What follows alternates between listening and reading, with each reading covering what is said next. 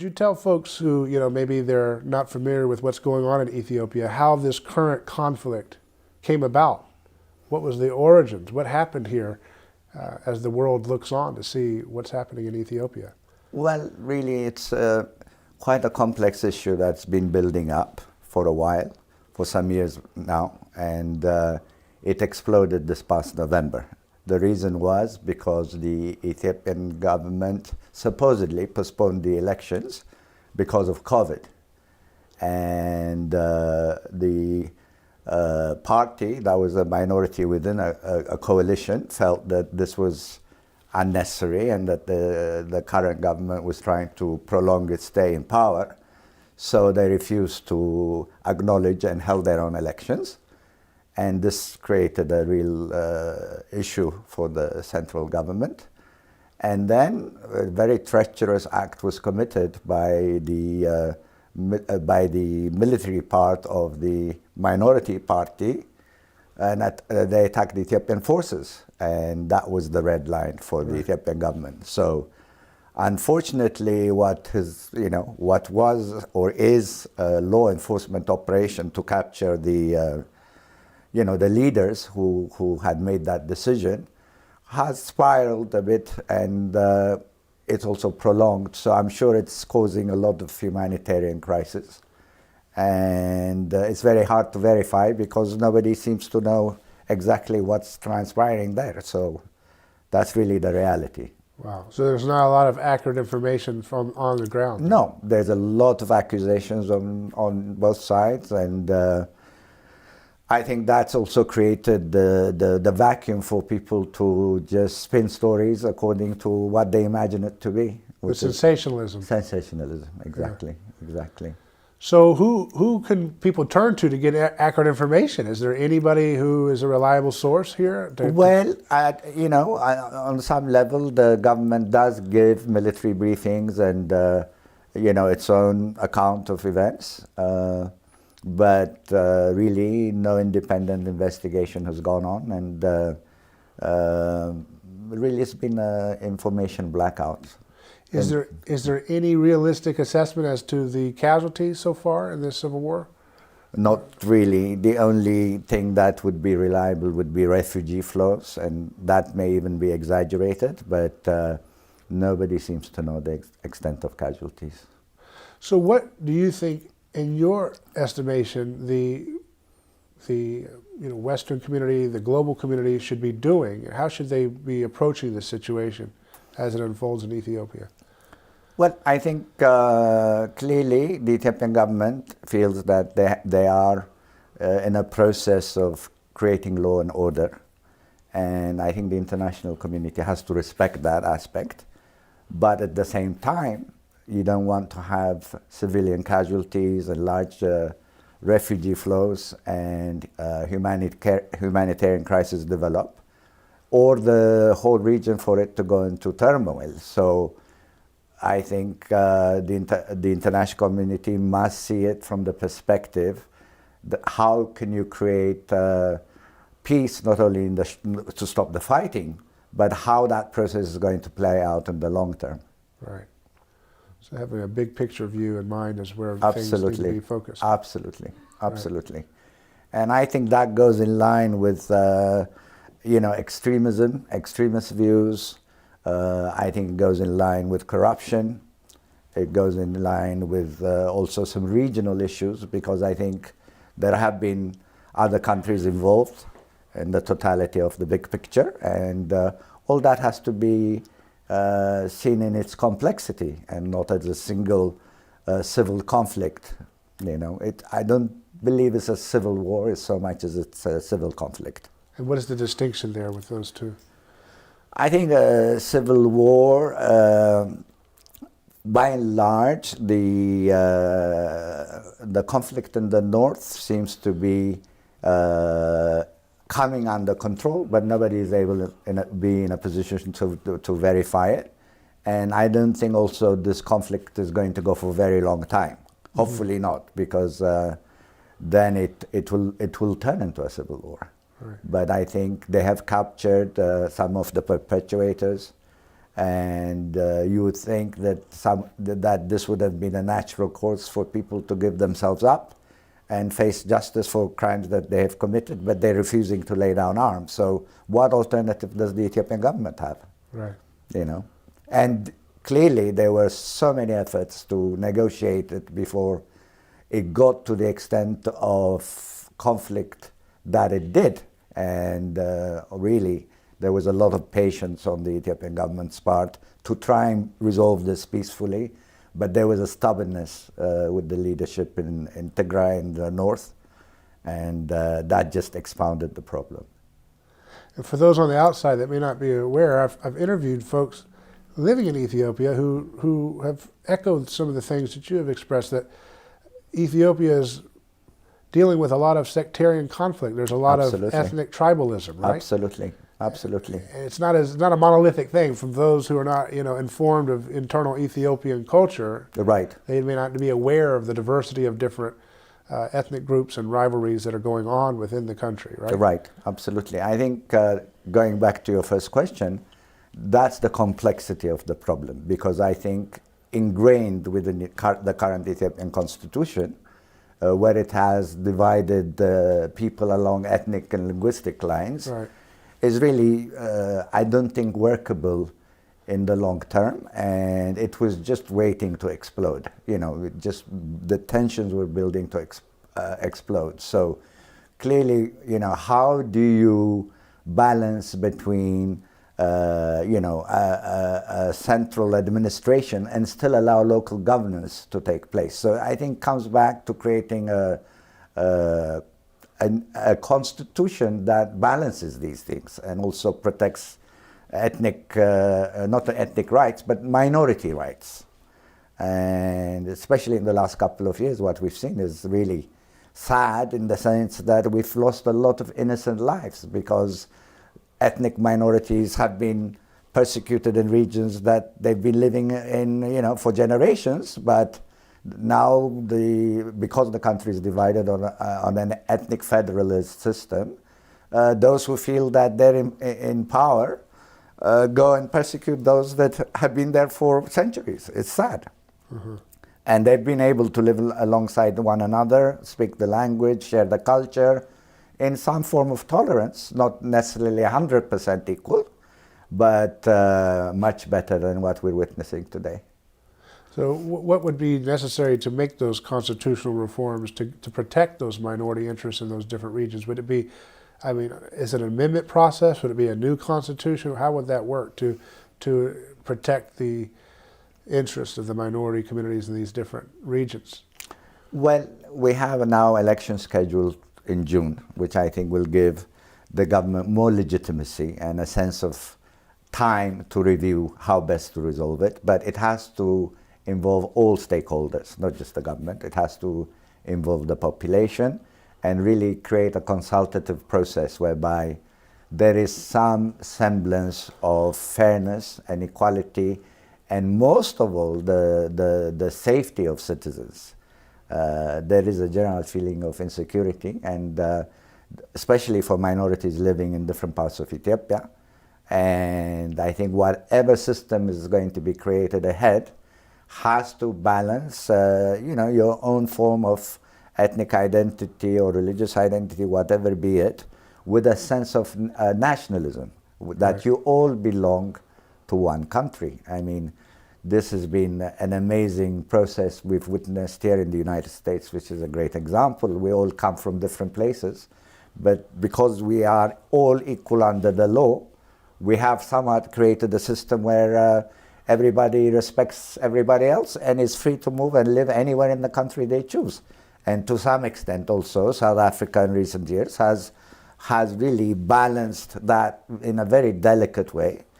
And there are shining examples where, these challenges are not new or unique to Ethiopia. We've seen, India, for instance, or you can even go to Switzerland. But they've been able to create administrative balances whereby they address or try to balance these needs, these separate needs. Mm-hmm. Now, you Your grandfather, Emperor Haile Selassie, a title of his was the Lion of Judah. Yes. What does that mean? What does that title come from, the story of that? The story of that basically is a quotation from Revelation that the Lion of Judah shall be found worthy to open the book of life. And that is in reference to Christ and his coming. So traditionally, Ethiopia having been a Christian state, the emperors took on that name to say they are servants of Christ and they are servants of God. They're there to serve that purpose. And so, and from what I understand, he was the last Christian emperor, wasn't he? He was. And what is the origins of that story, of his family? Well, we believe that it was the Queen of Sheba who went to seek wisdom from Solomon, and they had a child called Menelik who created the Solomonic dynasty, and subsequent emperors came from that line. So in some sense that would be the oldest dynasty, right? Definitely, I think alongside with the Japanese, they say it's one of the oldest So ones. the oldest dynasty, and then the last Christian emperor. There's a huge epoch of history there that's covered there. There is. And sadly, what's of really concerned with the conflict, I mean, I'm not trying to get away from the subject matter, is that we're losing some of our most unique Christian heritages because of conflict. I mean, they've been stolen before, but this time to witness their destruction is really a sad thing to see. And is it out of anti-Christian hatred that these things are being destroyed? Well, anytime there's conflict, there's bound to be some sort of, casualty. Right. But that's going to that story. That's a story that bound the nation together for a long time. The story of your family and the traditions that you trace back in history. Right. And that, there's that saying that we say in politics that politics is downstream from culture. And culture and religion, the ancient world were tied together they were almost synonyms. Yes. There wasn't a distinction between the two. Yes. That's a modern invention where we tried to parse those things out, but culture, religion, state, we're all kind of united together. And of course we have a different context today.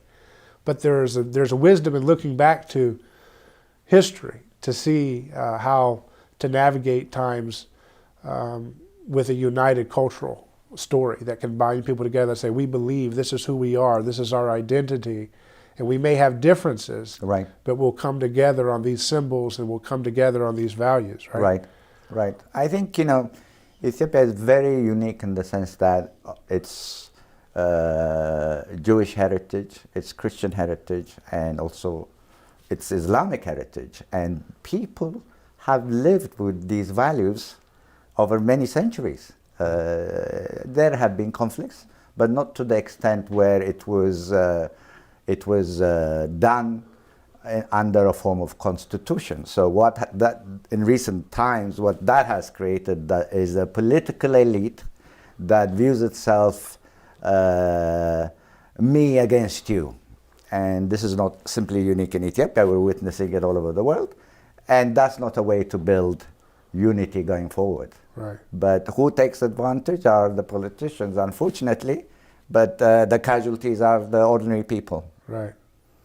Yeah, that's so much what you hear when politicians are elected, and no matter where it is, that they'll say, we want unity, but then when you read the fine print, unity just means submission to whatever they want, Right. It's an odd thing. Right. It's an odd thing. And then also enemies are manufactured. Right. People have basic, wishes, basic needs, basic values, and certainly peace is the most important of that. And, when you toy with that kind of a game, there's no end to it. Right. What was your earliest memory you have living in Ethiopia? Do you have one that comes to mind? Yeah, absolutely. I remember, attending parades, and I loved uniforms. I loved watching, military parades and so forth. I loved the beauty of the country because we got to travel to different parts. And just, having ordinary friends and, people of value, people who, give you advice or pass on stories, and the ability also to grow up where you have a community, a sense of community and a sense of belonging, I think, and a stability. Right. Those are the earliest memories I have. Right. What were some of the things that the natural landmarks that do you remember seeing as a kid that really struck home for you? There's different regions you said that you visited. Right.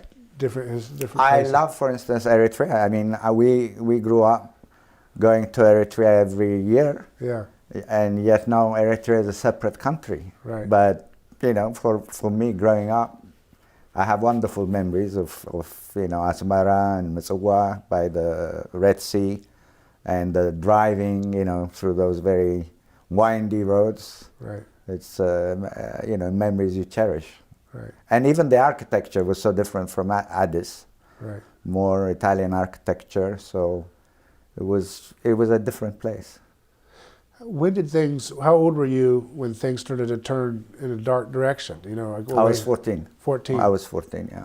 So you were pretty aware of what's going on, and I mean, were you shielded from it, or were you? Not really. In fact, I was in boarding school in England, and I used to see every day headlines appearing in newspapers. So I used to go and hide in the library and go through all those papers, and it was so frustrating to witness that, and having just left just months before, to see what direction it quickly had started taking was, I think, a very traumatic time for me. Yeah. So it's very stressful to come home, you're reading newspapers while you're trying to go to class, right? Very difficult. Very difficult. And then you feel also that everybody in the school knows about it, and that, you don't want anybody to know or talk about it openly, so you tend to keep things a lot to yourself. Suppress it, huh? Yeah. Yeah. Yeah. Kind of a stoic thing takes on, right? Yes. Yeah. Yes. What were you studying at the time? I was just high school. Yeah, high school. I was in high school, yeah. Yeah. So what did you, when you saw things unfolding, you saw the revolution take place, what was that like for you, going back to those moments? It was difficult because I would have, some of my teachers try to explain to me, because it was very hard for me to process it all. And also I had wonderful mother and family around who were at that time in England, who helped me process it as much as possible, because I think they themselves were under their own traumas. So sometimes it was kept quiet, or the subject was never brought up. And at times, it would be a period of mourning, and as a child you're distracted by other things, and you don't really at that point understand all the implications or the ramifications. I never thought I'd end up being a refugee all my life. Right. But that was the reality that process that started. Right. Yeah.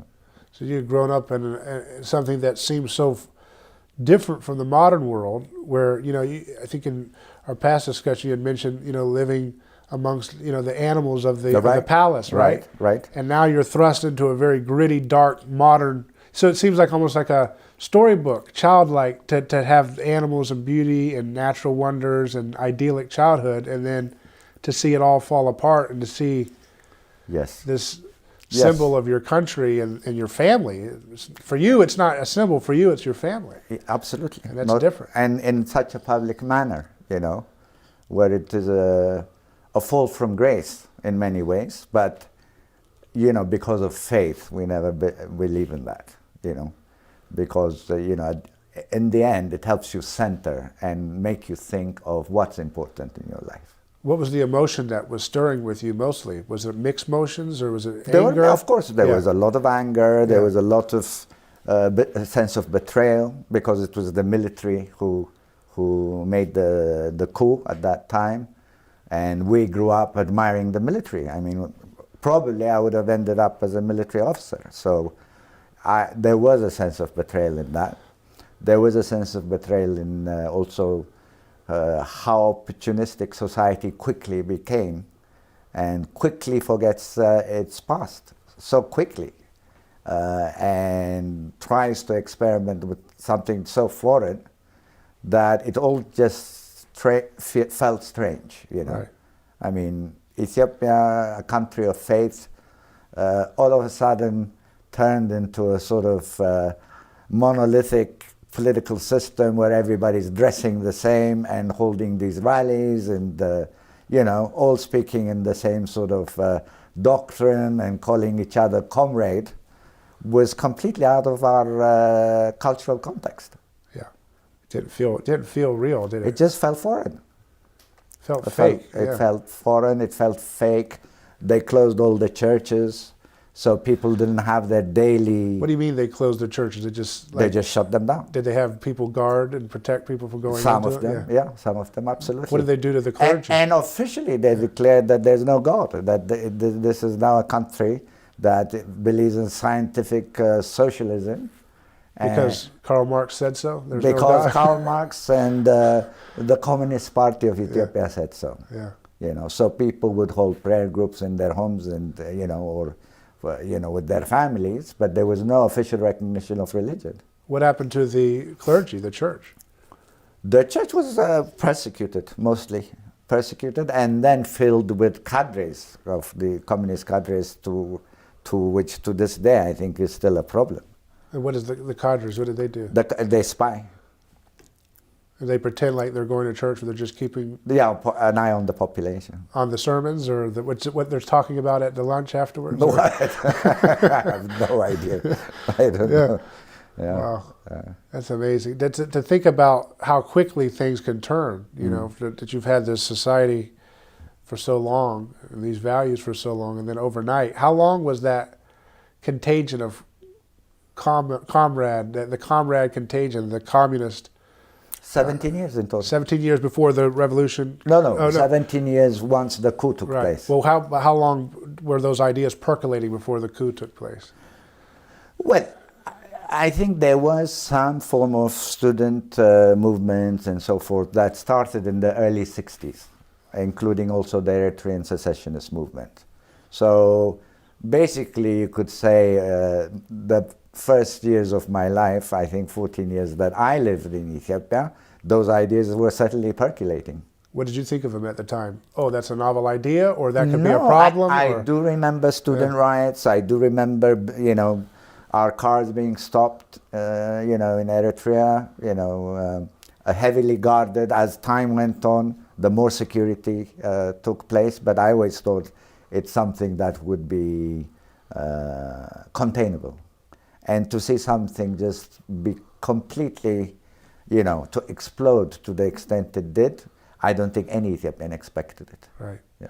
Was there evidence of foreign involvement, financing, right? Definitely, Yeah. definitely there was. And you know, the saddest part is also that it was our brightest generation of students who had gone to school all over the world and who really had a lot of hope for betterment of Ethiopia, and they were caught without really understanding the context of which they were fighting about. Right. But sadly, we lost all the, you know, educated populations when the Italians took over in '36. They always, it's the intellectuals who get targeted. And the same thing happened in the revolution. So, you know, it's sad that you have, you know, 2 generations or 3 generations just wiped out in a century. Mm-hmm. They targeted all the intellectuals, the artists? Mostly the, absolute influences, but mostly young, energetic, you know, scholars, teachers, academics, you know. Did they give them a chance to convert to the party, or they just didn't even? I'm sure in some cases, definitely it's the case. Yeah. But they were also very brutal and open in how they got rid of the enemy, because it was ideologically allowed, and they would kill you, throw you on the street, and charge you a fee for the bullet that they decided to kill you with. Wow. That's how brutal it was. Wow. And it's a story that's not often told, and it should be, because, you know, you don't, if you don't know about it, you know, you will not understand the brutality of communism.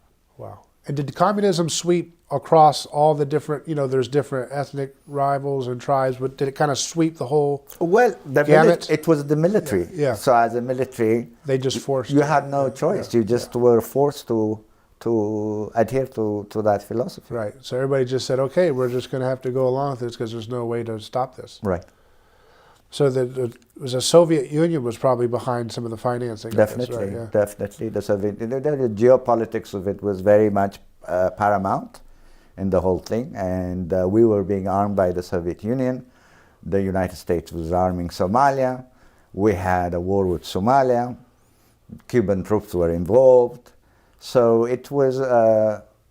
It wasn't a Cold War for us. It was a real war for us. We were, as victims. And how come America, which again was trying to say we're going to stop communism, how come they didn't step in to try to stop the coup? I have no idea. Yeah. Honestly. Yeah. I didn't understand why, that you hear one narrative, but then it doesn't always come out that way in the record of history. No, it doesn't. It doesn't. And, it's very interesting because a lot of our military and most of the intellectuals were trained here in the United States. Yeah. They weren't really all that much trained in communist countries. I mean, some in Yugoslavia, perhaps some in the Soviet Union, but there was more direction and more historical context with the West than, with the Soviet Union. Right. What was your last interaction with the Emperor Selassie, your grandfather? It was Christmas 74. And we traveled to his father's town, Harar, and we drove back. And I remember distinctly him listening to the BBC. He was listening to news. But of course, I didn't understand all the context at that time. But after dinner, he would be listening to the radio and listening to the news. Wow. And that was just, how many more years was that until with the revolution? This was basically, 7-8 months before he was overthrown. Wow. Yeah. Wow. And so, his legacy continues on and, of course, has captured the hearts and minds of millions of people all over the world.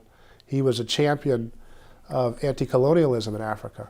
That's and true. Yet, I think his story needs to be told more to new generations because while millions know about it, there's millions and millions of newer, younger individuals who are coming of age now in a context in which they're told that if you want to be pro-African or concerns for the oppressed, that you have to stand in solidarity with what amounts to microwaved Marxism in our context. Sadly, and very sadly. I think your story kind of provides a counterexample to the history of Marxism in this. Definitely. I think Africa had been sort of not only marginalized but forgotten to be left into the hands of communism and socialism. But I think now a new leadership is beginning to emerge, at least on the continent, that values, hopefully, better sense of democracy, a better sense of stability, a more competitive sense of attracting foreign investment. But, I think there has to be a realistic outlook, not only in the context of Africans living on the continent, but also in the diaspora, what it means really to know about what it is nations seek. I think one of our biggest challenges is fighting corruption. It's become, I think it's a challenge everywhere else in the world, but in Africa, case is still very much part of the problem is of bad governance and corruption. Yeah. So it's gone beyond ideology now. It's how do you manage, an equitable system where you also don't create extreme wealth on the one hand and poverty on the other. How do you create a middle class, basically? Right. I mean, that's what, in the last, 27 years, the people who are now out of power did some, infrastructure projects, did try to build, but the level of corruption and the level of how you help, nepotism was really bad. It was really bad. And that's, I think, the challenge for any future government, not only in Ethiopia, but in Africa. Right. And that's something that, again, in America, for a lot of the folks that watch these conversations unfold, there's a whitewashing of history that wants to bring out these ideas of, they call it woke, they call it critical theory, these ideas that are sweeping America, where we have to eliminate all the past traditions because of problematic things. Dr. Seuss is a problem. Right. Even though, you can look at that and say, yes, there's problems in some of those depictions, but you can't judge the past by the values of the present. Right. Right. Right. Right. And how do you move forward to the future? Right. So I mean, some of the past you can't change. Just because you simply change textbooks, it doesn't mean that that reality is what existed. You're always going to have repercussions about it. So how do you move on? That's the challenge. If you play victim all the time, you will remain one. Right. And it's interesting that here we are again in our context in America, where people who want to speak for the concerns of African Americans are saying we have to offer socialism again. We're going to call it democratic socialism. So, but at the end of the day, it's basically the same values, that you can redistribute wealth by force, that you can eliminate history, that you can create equity, which is not just equality, but punishing some to put weights on some to balance out past imbalances. Right. Kind of revenge. It is kind of revenge. It actually is revenge, to be honest. I mean, whatever way you describe it, it's like, now it's our turn, and I have to victimize you. Yeah. So it's not going to build a bridge to the future. Right. It'll be just acts of reclamations that, doesn't overall develop the whole. Including some of the leaders, the founders of the Black Lives Matter organization, they call themselves, they believe in the, African folk religions. They reject Christianity and the Abrahamic faiths because they consider them oppressive. And they call for, Marxist overthrow revolution. Yeah, sad. It's sad because they're also influencing the younger generations or future generations to come. They really have to realize to what extent that has hurt the continent, and that is no longer a matter of intellectually contextualizing these things, but looking at the hard reality and fighting poverty, which remains such a challenge. And we have such opportunities today, whereby there's so many ways to solve basic needs. Basic needs of health, basic needs of education, basic needs of food security. That those are the important things, not finding victims or finding people to hate. Right. But that seems to be more attractive for people, is to find a new scapegoat to vilify. Well, sadly, they feel that it is their time. Right. It's their time when people are excitable and people are easily driven, in both the wrong way, in just the wrong way. And today also with propaganda and social media and all that, it's a double-edged sword. Because you can spew hate, or you can create that as a tool to create understanding. It's a choice, I think. And that's what's interesting, when you look at this fad that's emerging in academic circles, that's fueling these ideas, like I referenced, the founders of this Black Lives Matter organization say we reject the Abrahamic faith, patriarchy is a problem, capital is a problem, these different things, the individual rights, we need to consider a new collective approach to things. It should not happen if people understand history. This should not be catching fire in the minds of people. Because, and there's a lot of young students in America right now, or the West, who are looking, they want to have justice, and Hollywood and the media props up these voices as this is the place for justice for those who want to have challenges to the vestiges of colonialism, or challenges to the vestiges of or the continual oppression that people all over the world experience. But I think it's important for us to look at the lessons of history and to understand that this ideology does not have the interests of, I would say, any person or any group or any country, including Africans and those who aspire to rediscover their roots in Africa, who are looking to the record of communism in their continent. You know what I mean? Sure. I mean, there have been great injustices throughout history. Right. But, how to overcome them? I think Right. we're still witnessing, an experiment in that. We're witnessing it in South Africa, for instance, about race relations. I mean, in more recent times, if we forget colonialism or slavery and we look at where we are today. But, how does one move further forward? That's the question. But to just look at the past and seek enemies is not going to solve your problems. Right.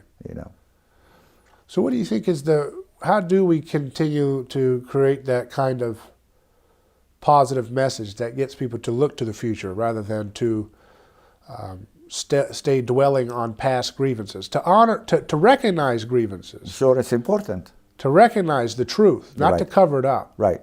But when you expose the truth, you'll find out the record is not as simple as popular media and no, it's very complex. Entertainment wants to make it. It's very complex. I think people have to have a better understanding of history, a better sense of tolerance, and a greater opportunity.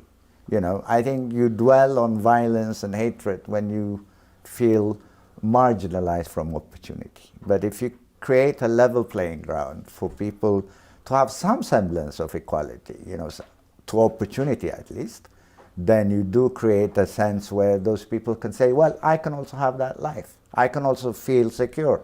I can also vote for a person I believe in. So in a way, it's a sense of hope. And also an anchor in faith. I think increasingly we've turned away from God and we're worshiping money. We've transferred the basis of what faith is. And I think that's going to lead to a lot of challenges. And what does the rest of the world do is follow America and Hollywood. Right. And it's that narrative is so important. Who controls the narrative is the one that shapes the future. That's true. Well, I really appreciate your time, and it's always you. great learning from the wisdom of your experiences and the stories that you can tell and the history and the future that we can go if we understand our history correctly. Thank you so much. Really enjoyed it. Thank you. Appreciate it. Thanks.